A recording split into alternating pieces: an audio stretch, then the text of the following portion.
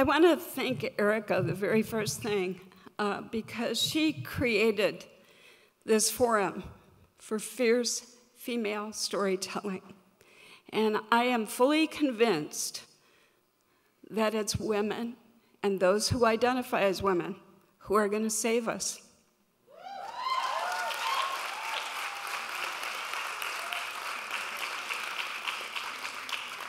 And we need to support each other and our stories. So it's really important to be here and to support each other. So I had a couple of things that I wanted to talk about, how bodies carry our stories.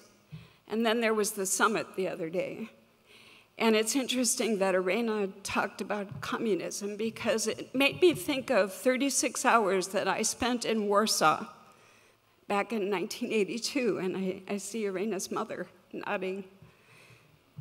And my first husband was a dentist, and he was in an implant study group. And one of the dentists in that group had made it out of Poland in a barrel on a train, and it took many days for her to get out. And eventually, she got her husband and son out of there as well. There was a wall around the Soviet Union. And it's scary. We flew in, and there was armed guards around the airplane. When we checked into the hotel, they confiscated our passports. When we went to the hospital to see the patient of the dentist, the patient stood at attention at their bedside when the doctor came in the room. And then he chickened out and didn't want to have a dental implant done. And I think it's largely because we were Americans, and it was scary. And the dentist also asked us to smuggle out a letter for him to mail because the government went through every piece of mail and read it. And then when we left, we got on a bus and went back to the airplane, and we were surrounded by armed guards. And it was really scary, and I felt like the whole time I was there, I hadn't been breathing until I got out of Soviet airspace. That's the kind of tensions that we hold in our bodies when shit like that happens, and we're in a shitty time. And I don't know about you all, but I've got a lot of tension in my body. So walls. Walls don't just keep people out, they keep people in. My first wall was my dad's legs. I was extremely shy, and when I was a little girl, I'd hide behind his legs. And I think really shyness is an incredible, deep criticism of self that I just don't match up. You know, I'm not important. Then eventually I switched to drinking and drugs.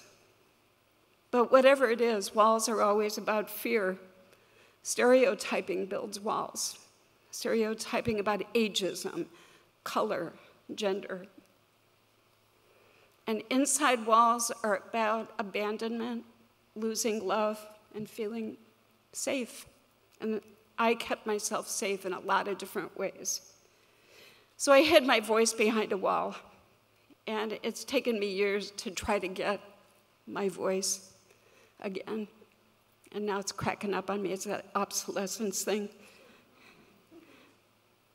But one of the first times I remembered not having a voice that I still grieve to this day is when I was married to my first husband, and he had 5 children from his first marriage, and I got pregnant.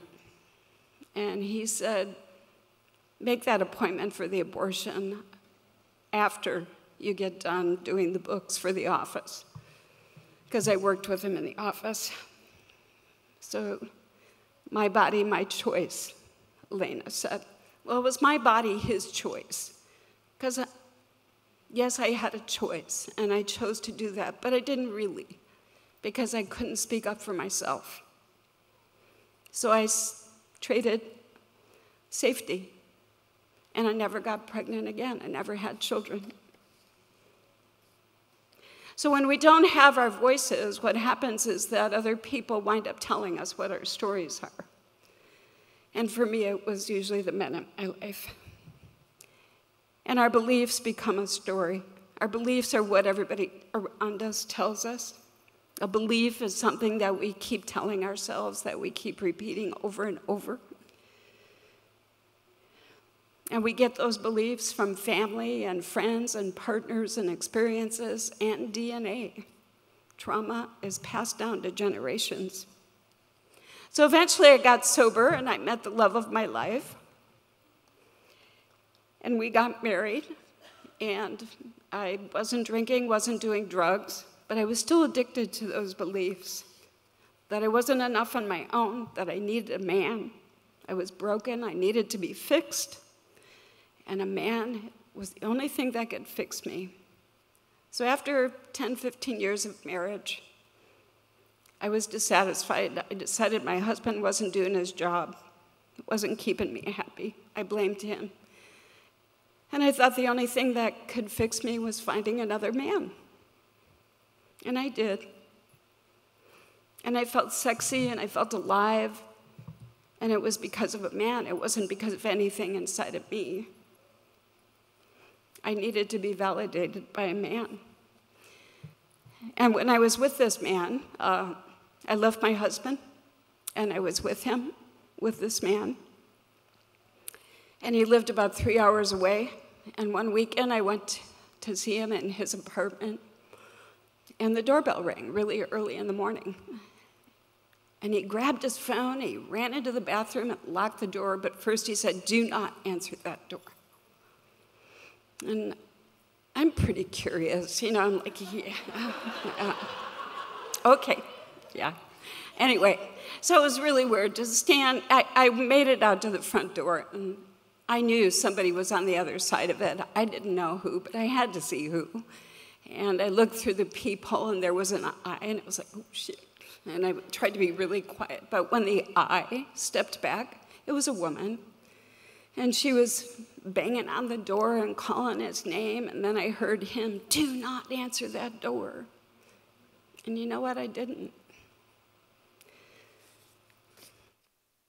And he kept telling me, "That's the cat lady I told you about. She's crazy. She thinks I have her cat." And I believed him. He told me that story over and over. "She's the cat lady. She's crazy." And then he moved a couple more times, and there was a point where he wasn't even telling me where he lived. And I believed everything he said. And that's gaslighting. And when you live behind a wall, sometimes a gaslight is the only light you have. And gaslighting, I firmly believe, is how women carry the stories of patriarchy. Because we're too afraid to have our own stories. So there I was. I spent 95% of my time alone, and I thought, well, what am I going to do? I can't keep depending on my husband. We weren't divorced yet, to still support me. I didn't know what was going to happen, and I really, I was starting to think about myself in this time alone, living by myself. And I thought, I need to go back to school. I need to do something. I want to be able to take care of myself. So I thought, okay, for 18 years, I worked in dentistry with my first husband. I'll go back to school and become a hygienist. So at age 59, I started the prereqs for hygiene school. And I thought, I'm going to be a hygienist. And then I thought, why do I want to suck more spit? Why do I want to get a backache by bending over somebody? And then I remembered that when I was 9 years old, I spent almost a month in the hospital, and I wanted to be a nurse. And the prereqs were the same for hygiene and for nursing. And I thought, okay, I'll apply to hygiene school and I'll apply to nursing school, and whichever one accepts me first, that's what I'll do. And I was accepted into hygiene school. So I became a nurse.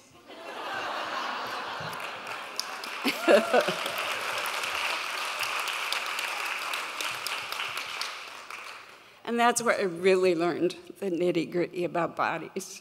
But one of the most important things that I learned in nursing school was critical thinking. And I think a lot of us don't have that right now. And I think that's a class that we could give everybody, is to learn how to think critically given data. So as Erica said, at age 64, I became an RN. At 60, thank you.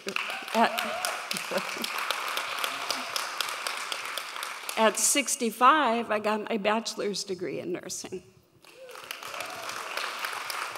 And then last year, like Erica said, I got my master's degree for my other passion, writing. And so I have an MFA. Thank you. So when I was in nursing school, I just kind of went quarter to quarter, class by class, because there's an attrition rate of about 15 to 20%. And this is a woman who kept telling herself that she couldn't make it. You know, I wasn't worth anything. I wasn't smart enough. But I had a GPA that ranged from 3.7 to 3.8, and I was making it. And the longer I stayed and the more I made it, the more I felt like I was getting my voice, and I was becoming important to myself.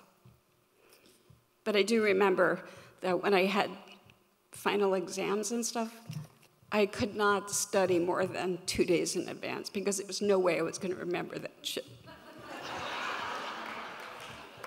But because I began to feel better about myself, I ended the narcissistic relationship. And there is narcissistic abuse, and I think we're all suffering from it. It is a thing. While I was getting my BSN, I was working in memory care, because I think I relate more to people in dementia than I do ordinarily to other people. They kind of live in an alternate universe, and I was always able to meet them right there. And I was at work one day, and one of my residents was leaning back in her chair, and she fell over, and I know she landed on her head. And I ran over to see if she was okay, and I tripped in my damn dance goes. And it wasn't the first time I've tripped in my damn dance goes either.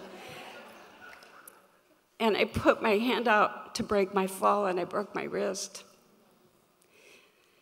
And as I was laying on the floor waiting for one of the other nurses to get a splint for me so I could take myself to the hospital, I pulled out my phone because my husband, during all that time, 6 years, we never divorced. We couldn't come to an agreement. I always loved him. I always will. And he had ended a relationship. I ended a relationship. And he was calling me and saying, you know, why don't we see if we can work this out? So he was going to come up the next day, and we were going to take a couple days and go to the coast. And I sat there with the phone, and I called him, and I said, John, I just fell and broke my wrist. Can you come up tonight instead of tomorrow? It makes me cry. He said, I'll be there in 3 hours. It's a 4-hour trip. He drives like a maniac. But by the time I went to the ER and got home, he was there. And it's a good thing, because I could never open that bottle of pain pills without somebody. So that was the best part of that whole time. And I found that love isn't about sex or being fixed or immediate gratification. It's about trust. And intimacy depends on trust. And trust means tearing down walls and changing your story. My mom was born without a joint in her right thumb. And she always said, I've got a bum thumb. I can't do anything. I'd like to sew. I'd like to do art. I'd like to make crafts, but I can't. I've got a bum thumb. So instead, she'd lay around and watch TV and be depressed.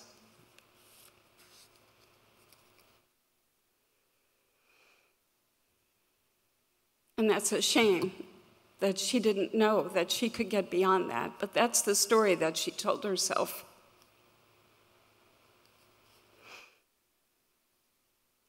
Three months ago, I fell off my bicycle. And I knew it was going to fall. I lost control of my bicycle. And I was headed to go over the handlebars. And I thought, oh, dear goddess, I don't want to break my ribs. So I propelled my body to the right. And then I thought, oh, dear goddess, I broke my right wrist 4 years ago. I don't want to land on that. And then I thought, oh, dear goddess, I'm not wearing a helmet. And then I ran out of time. I landed on my left wrist and shattered it. Damn it. And the doctor tells me that I'm not going to be able to regain full motion, full range of motion, or full function, and it's probably going to hurt for a long time. And I'm beginning to believe him. And it's hard because I want my body to be perfect. I want my wrist to be perfect. And then I learned that perfection is tyranny and sadism that we do on ourselves. I work and study with Lydia Yukonovich, and she's awesome. She's an author, and she started corporeal writing, which means writing from the body. And they have a shirt that says, "I'm not the story you made of me." We're also not always the story that we make of ourselves. You know, I met an author a couple of years ago who was born with no arms.